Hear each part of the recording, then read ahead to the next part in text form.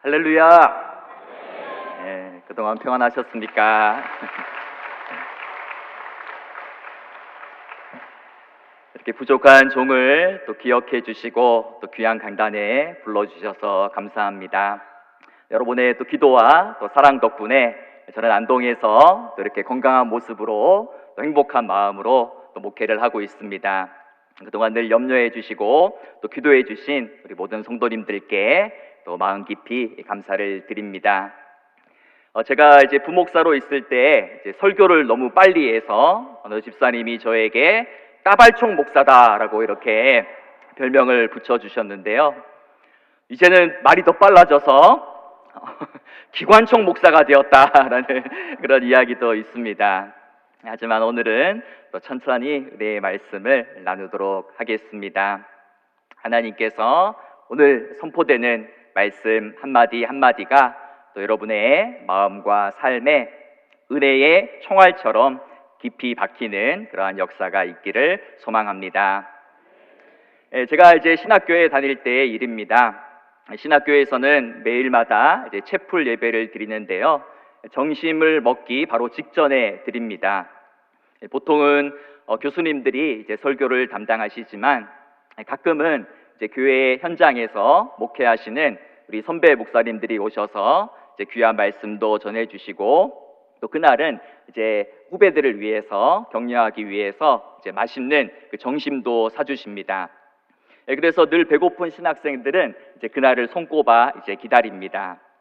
그런데 문제는 이제 외부에서 강사 목사님이 오시는 날이면 항상 채플이 늦게 끝나는 것이었습니다.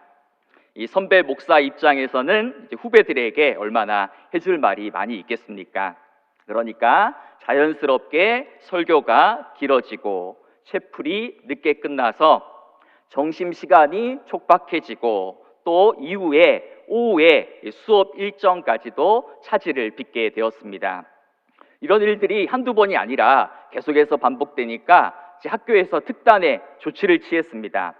채플실 뒤쪽에 이제 설교자 눈에 잘 띄는 곳에 이제 커다란 시계를 달아놓고 그 밑에 빨간색 전구를 달아 놓았습니다. 그래서 주어진 설교 시간이 다 되어가면 빨간색 전구에 불이 들어옵니다. 그리고 설교 시간을 넘기면 그 빨간색 전구가 경광등처럼 번쩍번쩍번쩍거립니다. 빨리 마치고 내려오라는 거죠. 오늘도 제 설교가 길어지면 뒤에서 깜빡깜빡 하시기 바랍니다. 이렇게 외부 강사가 이제 설교를 길게 하는 것은 이제 한국뿐만 아니라 외국에서도 자주 있는 일이라고 합니다. 그래서 미국의 유명한 신학교 채플실에 가면 그 강대상 앞쪽에 이렇게 설교자 눈에 잘 띄는 곳에 이런 문구가 적혀 있다고 합니다. 설교를 짧게 하는 자는 복이 있나니 그들이 다시 초청받을 것이며. 오늘 제 설교는 아주 짧습니다. 저를 또 초청해 주시기 바랍니다. 오늘은 참 아름답고 또 복된 추수감사주일입니다.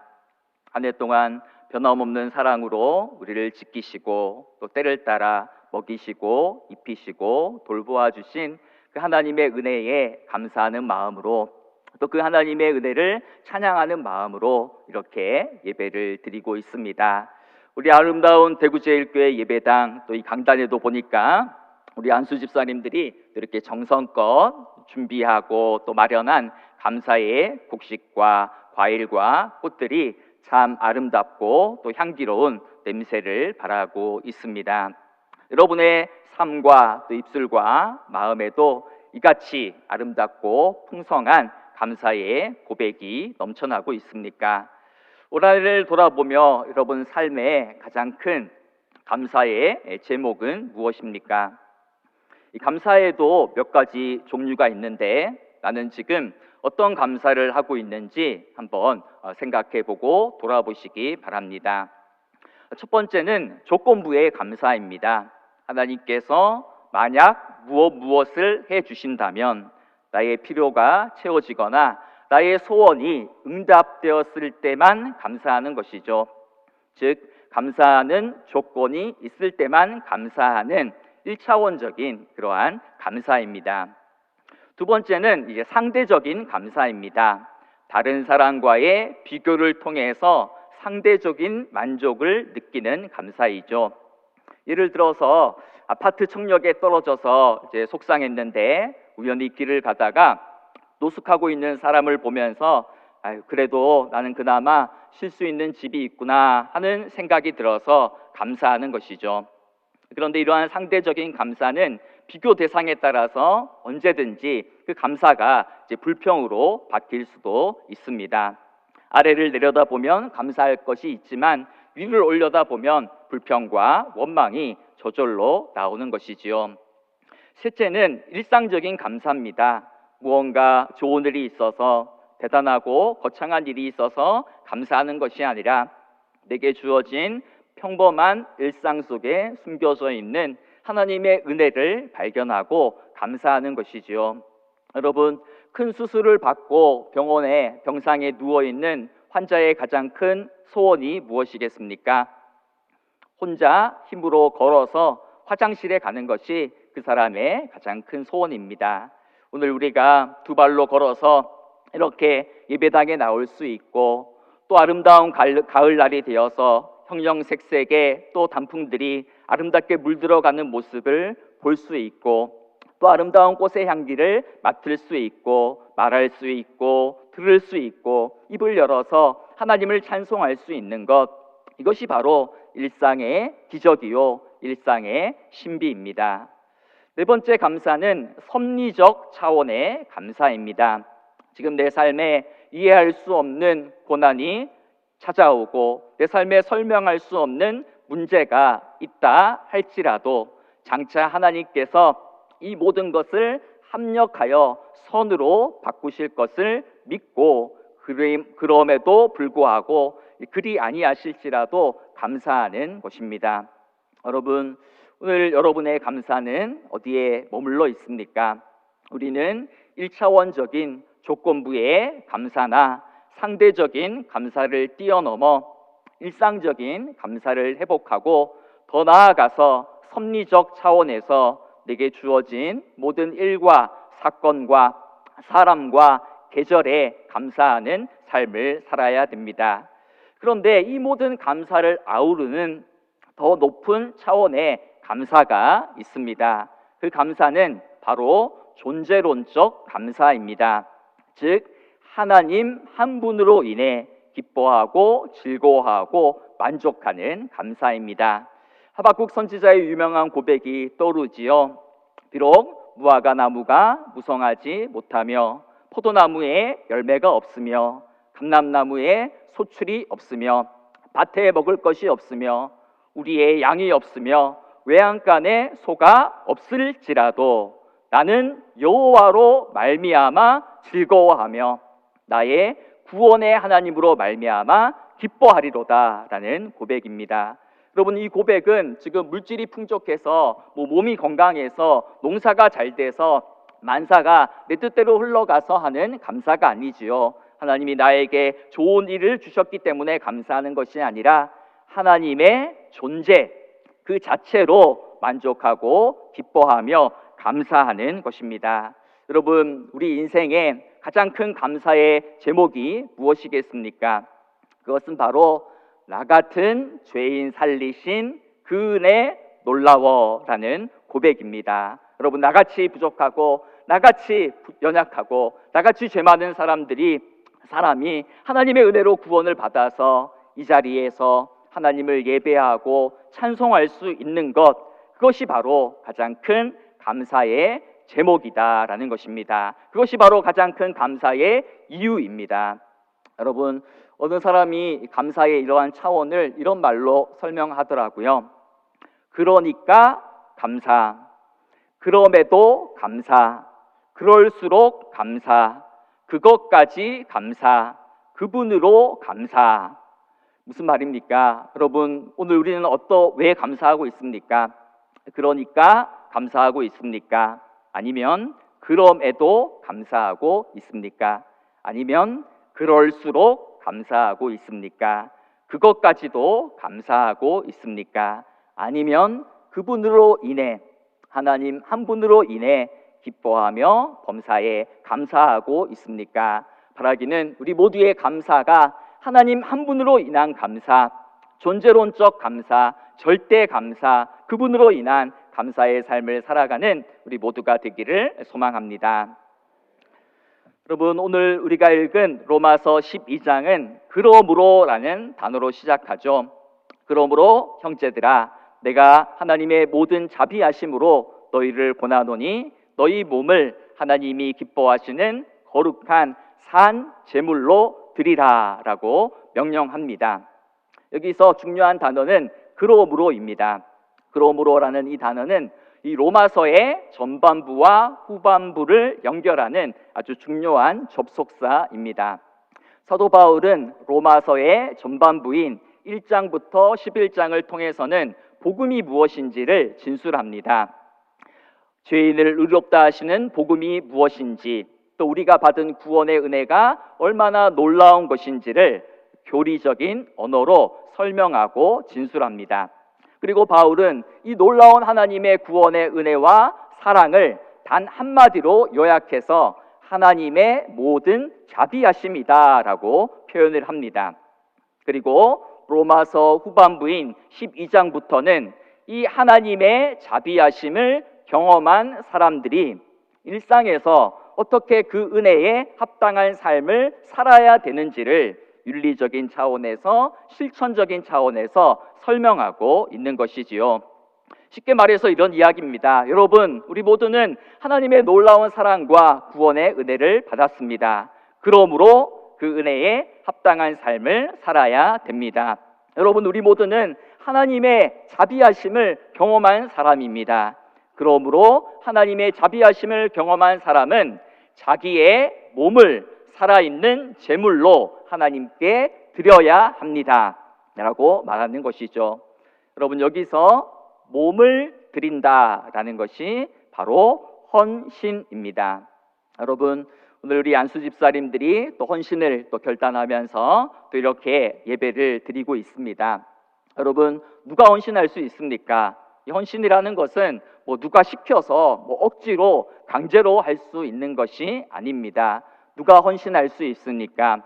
헌신은 감사로부터 출발합니다. 하나님의 은혜에 대한 감사, 복음에 대한 감사와 감격이 마음속에 가득 차서 그 감사가 흘러 넘쳐서 헌신으로 드러나고 나타나야 하는 것이죠.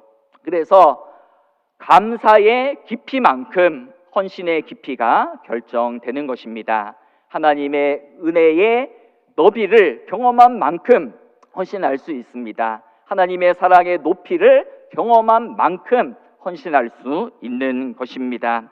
따라서 오늘 헌신 예배를 드리는 우리 모든 안수 집사님들, 그리고 우리 대구제일교회 모든 성도님들의 삶에 있어서 가장 시급하고 중요한 일이 있다면 그것은 바로 내 삶에 감사를 회복하는 일입니다. 내 입술에 감사를 회복하는 일입니다. 여러분, 오늘 우리 시대는 어떤 시대입니까? 감사가 사라진 시대이죠. 성경은 마지막 때가 다가올수록 사람들이 감사하지 아니한다, 그렇게 이야기하지 않습니까? 말세에 고통하는 때가 이르면 사람들이 자기를 사랑하고 돈을 사랑하고 자랑하고 교방하고 비방하고 부모를 거역하며 감사하지 아니한다라고 이야기합니다. 어쩌면 오늘 또 사탄 마귀는 우리 옆에 서서 이 세상의 문화와 또 가치관을 통하여 이런 말로 속삭일런지도 모르겠습니다. 항상 염려하라, 쉬지 말고 비교하라, 범사에 불평하라 라는 말로 속삭이고 있는지도 모르겠습니다. 하지만 우리를 향한 하나님의 뜻은 무엇입니까? 항상 기뻐하라, 쉬지 말고 기도하라, 범사에 감사하라 입니다. 어떤 분들은 이런 질문을 하실런지도 모르겠어요. 목사님, 하나님의 뜻은 제가 잘 알겠습니다. 그런데 제 입술에는 감사의 그러한 언어가 나오지 않습니다. 제 삶에는 감사의 제목이 보이지 않습니다. 어떻게 하면 좋습니까? 라고 묻는 분이 계실지 모르겠습니다. 그런데 감사는 가만히 있으면 보이는 것이 아닙니다. 감사는 발견하는 것입니다. 감사는 믿음의 눈을 뜨고 찾아야 되는 것입니다. 누가 감사할 수 있습니까? 기도하는 사람이 감사할 수 있습니다. 기도하면 기도에 눈을 뜨고 기도 가운데 하나님의 뜻을 구하는 사람은 감사거리가 눈에 들어옵니다. 하지만 기도하지 않는 사람은 불평과 원망거리만 눈에 들어오는 것입니다. 쉬지 않고 기도하는 사람이 범사에 감사할 수 있습니다. 또 범사에 감사하는 사람은 항상 기뻐하는 삶을 살아갑니다. 주 안에서 항상 기뻐하는 사람은 또 쉬지 않고 기도하며 또 모든 일에 감사하는 삶을 살아갈 수 있는 것입니다. 시편을 읽다 보면 다윗이라는 믿음의 사람도 가끔은 불안 속에 있고 두려워하고 낙심하고 걱정했음을 우리가 알게 됩니다. 그런데 그때마다 다윗은 무엇을 했습니까? 기도를 했습니다. 기도하며 자기 영혼을 향해 이렇게 선포했죠. 그래서 시편 103편에 보니까 내 영혼아 여호와를 송축하라. 내 속에 있는 것들아 다 그의 거룩한 이름을 송축하라. 내 영혼아 여호와를 송축하며 그의 모든 은택을 잊지 말지어다. 이렇게 기도했습니다. 여러분, 다윗은 불안과 걱정과 염려가 찾아올 때마다 자기 영혼을 향해 선포했습니다. 하나님의 은혜를 잊지 말라. 하나님의 은혜를 기억하라. 그 하나님의 은혜에 감사하며 그 하나님의 은혜를 찬양하라고 선포했던 것이죠. 여러분, 우리도 동일한 선포와 기도를 해야 됩니다. 내 영혼아 감사하라. 기뻐하라 내 영혼아. 찬양하라 내 영혼아. 하나님의 모든 자비하심을 기억하고 감사하라 내 영혼아. 이렇게 외치며 선포해야 되는 것입니다. 여러분, 이렇게 감사를 선포하고 감사하면 어떤 일들이 일어나겠습니까? 감사하면 놀라운 일들이 일어납니다. 감사하면 기쁨이 회복됩니다. 감사하면 치유가 일어납니다. 감사하면 관계가 새로워집니다. 감사하면 가정이 살아납니다. 감사하면 자녀가 살아납니다. 감사하면 믿음이 생깁니다. 감사하면 지혜가 생깁니다. 감사하면 겸손해집니다. 감사하면 하나님의 영광이 드러납니다. 감사하면 밤새도록 해야 될 것 같은데요.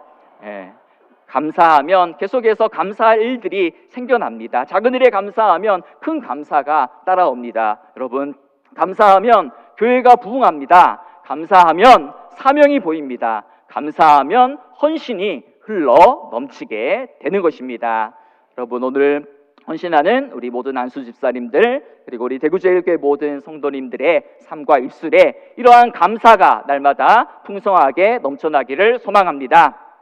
그래서 감사하는 마음으로 교회를 섬기고 감사하는 마음으로 이웃을 사랑하고 감사하는 마음으로 선교하고 전도하고 구제하고 봉사하고 충성하고 헌신하는 감사의 사람들이 되시기를 축원합니다. 그렇다면 이 하나님의 은혜에 감사하는 사람은 어떻게 헌신해야 하겠습니까? 오늘 성경을 보니까 너희 몸을 산 제물로 드리라 라고 이렇게 명령합니다. 여기서 우리 몸을 드리라고 하죠. 여기서 몸이라는 것은 단순히 우리의 이 육체만을 가리키는 것이 아니라 우리의 전 존재, 삶 전체를 드리라는 것입니다. 즉 우리의 몸과 마음과 영혼과 우리의 시간과 물질과 우리의 달란트와 우리의 인생 전부를 하나님 앞에 제물로 바치라는 것입니다. 여러분, 제물이 무엇입니까? 구약시대에는 소나 양과 같은 짐승을 잡아서 제물로 하나님께 바쳤습니다.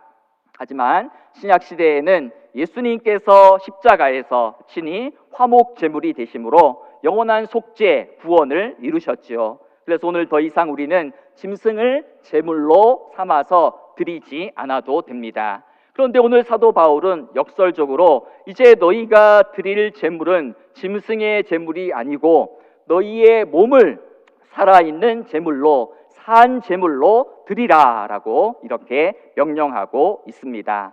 산 제물로 드리라니, 살아있는 제물로 드리라니 이것이 무슨 뜻이겠습니까? 먼저 산 제물이 되기 위해서는 나의 옛사람이 죽어야 됩니다. 죽지 않는 것은 제물이 될 수가 없지요. 그래서 나의 옛사람, 나의 옛자아, 나의 이기적인 마음, 내 안에 있는 탐욕을 우리는 날마다 십자가에 못 박아 죽여야 되는 것입니다. 헌신은 어디에서 출발합니까? 내가 죽는 것에서부터 헌신이 시작되는 것입니다. 여러분, 헌신은 내 기분이나 감정이 내킬 때만 하는 것이 아니죠. 내 스케줄대로 헌신하는 것이 아닙니다. 헌신은 하나님의 뜻대로 하는 것이죠. 하나님이 쓰시고자 할 때 기꺼이 예라고 응답하면서 나를 드리는 것이 바로 진정한 헌신이다라는 것입니다. 그래서 헌신은 하나님이 기뻐하시는 제물로 나를 드려야 되는 것이지, 내가 기뻐하는 방식대로, 내가 편리한 방식대로 섬겨서는 안 된다라는 것을 알 수 있습니다. 다음으로 산제물은 무엇인가? 이것은 계속되는 지속적인 헌신을 가리킵니다. 짐승의 제물처럼 제단에 한 번만 죽고 끝나는 일회적인 헌신이 아니라 계속 살아서 나의 몸을 드리는 것, 그것이 바로 산제물이 되는 것이죠. 그래서 종교개혁자 장깔백은 이 구절 산제물이라는 것을 주석하면서 이렇게 이야기를 했습니다. 이것은 단 한 번의 헌신이 아니라 지속적이고 계속적인 헌신, 곧 매일 하나님께 자신의 삶을 드리는 것이다 라고 말했습니다.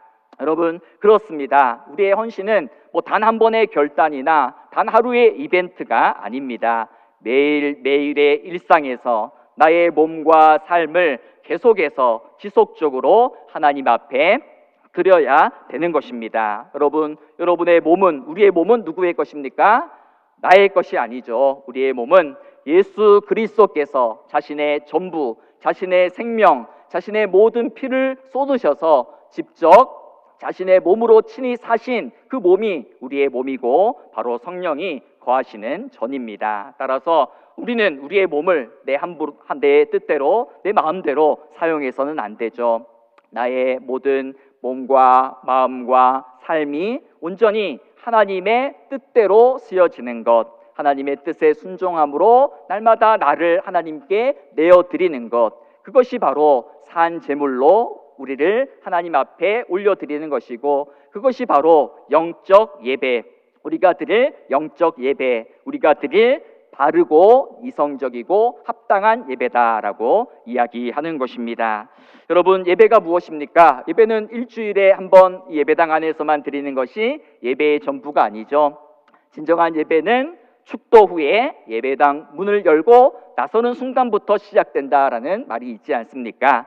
예배는 월요일에도 화요일에도 토요일까지 계속 이어지는 우리의 삶이 되어야 되는 것입니다. 그럼 어떻게 삶의 예배를 하나님 앞에 드릴 수 있습니까? 나를 산제물로 드리고 나의 삶을 하나님 앞에 예배로 드린다라는 것이 도대체 무슨 의미이겠습니까? 바울은 2절에서 그것을 이렇게 설명하지요.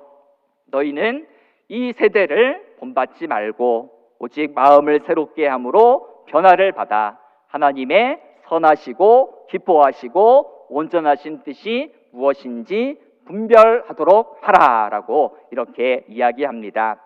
무슨 말입니까?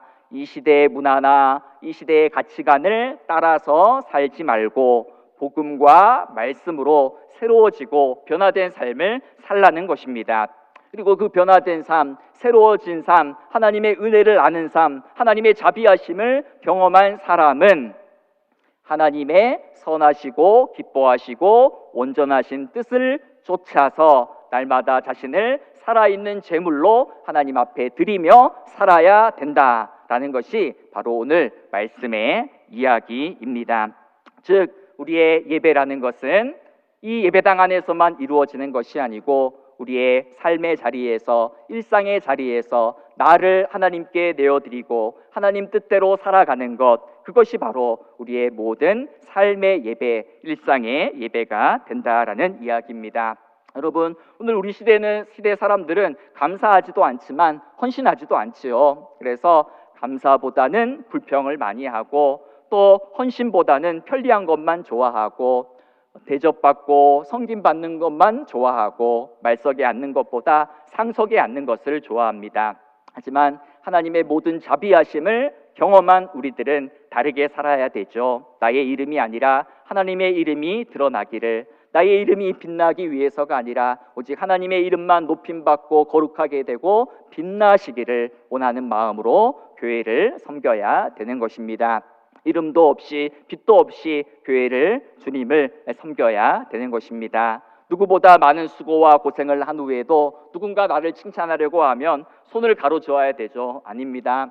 나는 무익한 종입니다. 그저 마땅히 제가 해야 할 일을 했을 뿐입니다. 라는 이런 고백으로 헌신하며 또 교회를 섬기는 우리 모두가 되기를 소망합니다.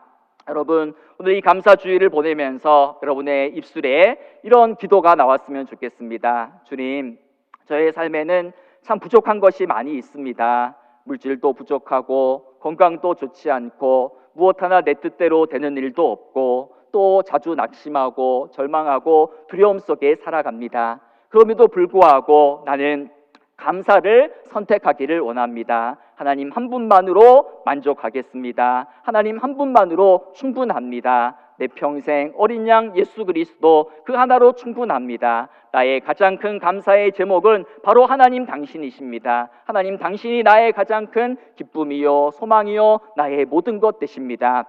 나의 모든 것이 다 주께로부터 왔으니 하나님 나의 모든 삶과 나의 모든 몸과 나의 모든 인생을 주님 앞에 기쁜 마음으로 올려드립니다. 주님의 뜻대로 저를 사용해 주십시오. 이렇게 기도하는 우리 모두가 되기를 소망합니다. 어제 이제 잠들기 전에 이제 누워 있는데 이 찬양이 계속 이제 마음에 입술에 맴돌았습니다. 망가진 은혜를 받았으니 내 평생 슬프나 즐거우나 이 몸을 온전히 주님께 바쳐서 주님만 위하여 늘 살겠네. 우리 함께 이렇게 찬양해 볼까요? 이름 없이 빛도 없이 감사하며 섬기리다. 이름 없이 빛도 없이 감사하며 섬기리다. 오늘 헌신을 다짐하는 우리 안수 집사님들 그리고 우리 모든 대구제일교회 성도님들의 삶에 이러한 감사의 찬양과 고백이 끊이지 않기를 소망합니다. 감사는 절기 때만 사용하는 단어가 아니죠. 헌신은 단 하루만 하는 것이 아닙니다. 예배는 일주일에 1시간만 드리는 것이 아니죠. 우리의 매일이 하나님을 향한 감사가 되고 예배가 되고 찬양이 되고 우리의 모든 일상이 하나님께 드려지는 산 제물이 되기를 간절히 소망합니다. 그래서 하나님의 모든 자비하심을 경험하고 아는 사람답게 그 은혜에 합당한 삶, 범사에 감사하는 삶, 기쁨으로 헌신하는 삶, 모든 일상을 예배로 만들어서 하나님께 모든 것을 올려드리는 그러한 복된 삶을 살아가는 우리 모두가 되기를 간절히 소망하며 축원합니다. 기도하겠습니다. 살아계신 하나님, 오늘 추수감사주의를 맞이하여 우리 안수 집사님들이 헌신을 다짐하고 결단하며 우리의 온몸과 마음과 삶을 산 제물로 올려드립니다. 하나님 모든 것에 감사합니다. 내게 주어진 시간, 내게 주어진 사건, 내게 주어진 사람, 이 모든 날씨와 계절에 감사하기를 원합니다. 감사를 발견하기를 원합니다. 감사를 볼 수 있는 믿음의 눈을 허락하여 주시옵소서. 그래서 하나님 어떤 조건이 있어서 감사하는 것이 아니라 오직 하나님 한 분만으로 그분으로 인하여 감사하는 그러한 존재론적인 감사가 우리의 삶에 날마다 풍성히 흘러넘치게 하여 주옵소서. 그리하여 하나님의 모든 자비하심을 경험한 사람답게 이제는 나의 몸을 하나님 앞에 산 제물로 올려드리며 나의 모든 시간과 물질과 나의 모든 재능과 나의 인생 모두를 하나님의 뜻대로 하나님 하나님의 뜻대로 사용될 수 있도록 나를 내어드리는 그런 복된 삶을 살아가는 우리 모두가 되게 하여 주옵소서. 우리 한수 집사님들의 모든 가정과 일터와 삶의 자리에도 복의 복을 더하시고 하늘의 신령한 복과 땅의 기름진 복이 넘쳐나게 하여 주시고 우리 자녀손들의 앞길이 열려지게 하시고 저들의 앞길에 시온에 들어가 활짝 열려지게 하시며 취업과 결혼의 문과 출산의 문이 열려지게 하시고 하는 일마다 잘 되는 놀라운 복이 임하게 하여 주옵소서. 하나님, 모든 것에 감사하며 또 모든 것에 하나님께만 영광을 올려드리며 일평생 주님만 예배하며 나의 몸과 삶과 나의 인생 모두를 주님께 드리며 헌신하며 살아가는 우리 대구제일교회 모든 성도님들 되게 하여 주옵소서. 예수님의 이름으로 기도드리옵나이다. 아멘.